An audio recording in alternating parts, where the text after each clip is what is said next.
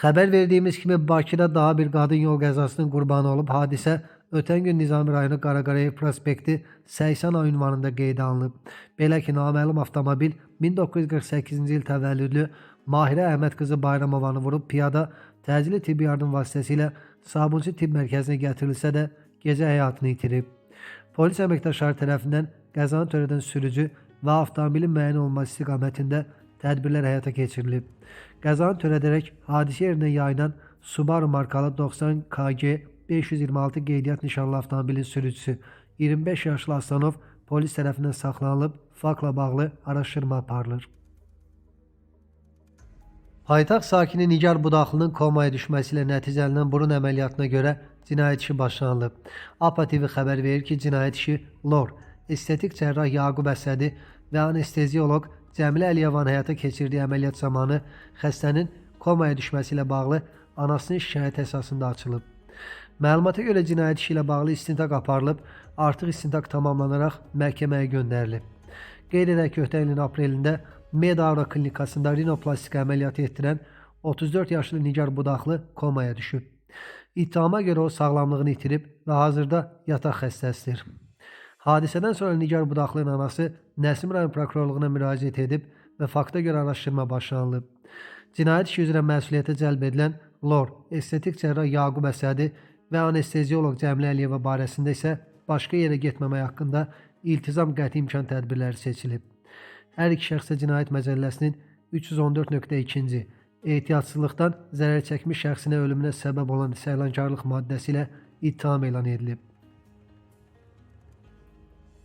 Ötən ilin iyununda 16 yaşlı Məleykə Məmmədovanın Qəbələ rayon mərkəzi xəstəxanasının cərrahiyyə şöbəsində ölməsi faktı üzrə cinayət işi başlanıb. Bu barədə rayon prokurorluğu məlumat yayıb. İstintaqla qeyd edilən tibb müəssisəsinin cərrahiyyə şöbəsinin həkimi Elçin Mahmudov tərəfindən iki tərəfli tonzillektomiya cərrahiyyə əməliyyatının texniki qüsurla icra edilməsi səbəbindən Məleykə Məmmədovanın stasionar müalicə aldığı həmin xəstəxanada kəskin qan itirmə nəticəsində ölməsinə əsaslı şübhələr müəyyən edilib.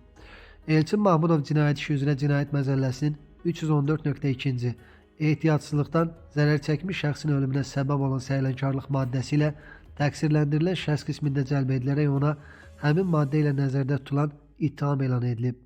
Barəsində istintaq orqanının qərarı ilə başqa yerə getməmək haqqında iltizam növündə qəti imkan tədbiri seçilib. Cinayət işi üzrə ibtidai istintaq yekunlaşdırılaraq baxılması üçün aidiyyatı üzrə məhkəməyə göndərilib.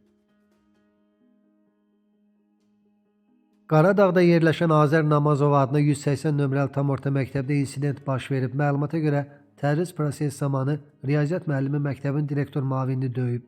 Nəticədə müavin çənə və bədənin müxtəlif nahiyələrindən xəsarət alıb. Məsələ ilə bağlı Azər Namazov adına 180 nömrəli tam orta məktəbə sorğu göndərdik.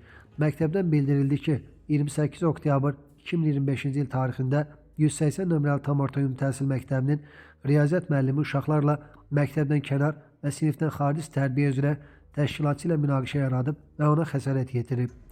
Məsələ ilə bağlı hüquq mühafizə orqanlarına məlumat verilib. Araşdırma nəticəsində riyaziyyat müəllimi İnzibati Xətalar Məcəlləsinin 157-ci maddəsinə görə cərimə olunub. Məsələ ilə bağlı məhkəməyə müraciət olduğu üçün araşdırma davam edir. Məktəbdə pedaqoji mühitə zidd davranışına, məktəb rəhbərliyinə, müəllimlərə qarşı uyğunsuz münasibətinə və təhsil verənlərin etik davranış qaydalarını pozduğuna görə qeyd olunan riyaziyyat müəlliminə sonuncu xəbərdarlıqla şiddətli töhmət verilib. Qeyd edək ki, hadisə barədə ilk məlumatı Teleqraf yayıb.